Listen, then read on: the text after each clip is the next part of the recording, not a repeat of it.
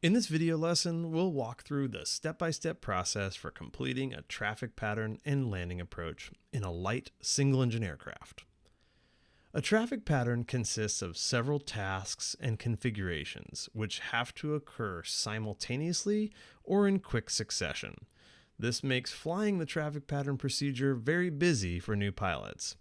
And it also involves every instrument, as you can see here. The red highlighted instruments are primary for one or more parts of the procedure, and as you can see, well, that's all of them. So you'll be configuring flaps, adjusting your power, and targeting specific headings, altitudes, and airspeeds, while also maneuvering and turning climbs and descents. Flying a pattern successfully and confidently your first time is a huge accomplishment. So let's make it easier by going through the steps one by one.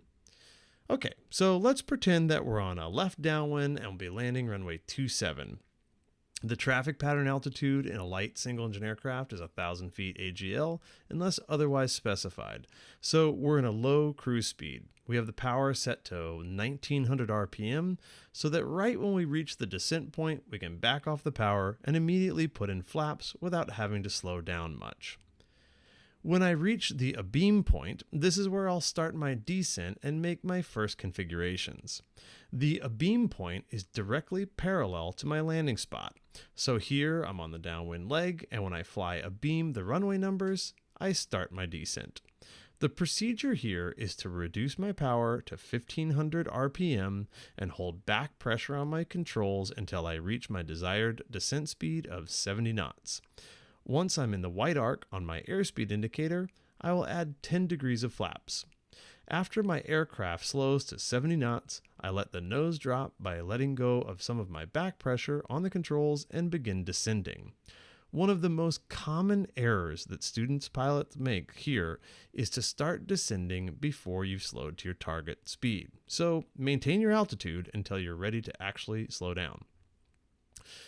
So I'll continue along the downwind leg until I reach a point where my landing spot is 45 degrees off my shoulder.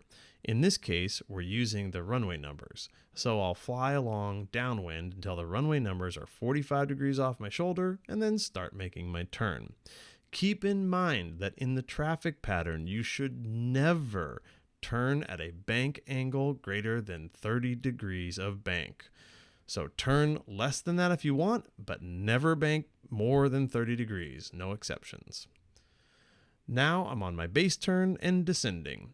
On base, you'll add another 10 degrees of flaps, bringing the total flap position to 20 degrees. You'll still be maintaining 70 knots on your airspeed throughout the turn and keeping an eye on your landing spot to estimate when to turn final. Now we've made our turn on to final, trying to roll out onto the runway heading as best we can. You add 10 more degrees of flaps as necessary and reduce your speed to 65 knots. You'll be using your landing spot to judge your angle of descent, adjusting your descent path with power. So if you're too low, you add a little bit of power. If you're too high, you reduce power. All the while, you're going to be maintaining your speed using pitch. You'll likely be making very tiny corrections the whole way down the approach for both pitch and power. Okay, so if you happen to overshoot this turn, which is not uncommon when you're learning, do not bank more than 30 degrees.